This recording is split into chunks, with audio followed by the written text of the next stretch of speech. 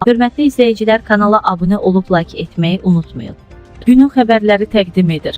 Azərbaycanda içlərində hərbçi də olmaqla 4 nəfər dövlətə xəyanətdə ittiham olunur.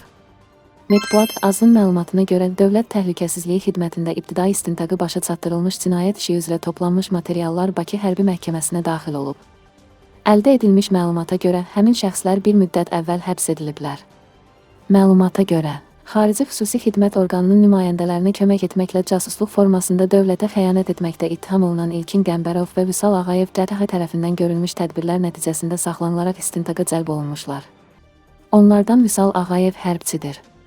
DTH tərəfindən davam etdirilən tədbirlər zamanı Tural Aliyev Yordaniya Haşimlər Krallığı ərazisindən, Məmməd Şərifov isə Türkiyə Respublikası ərazisində ələ keçirilərək Azərbaycan Respublikasına gətiriliblər.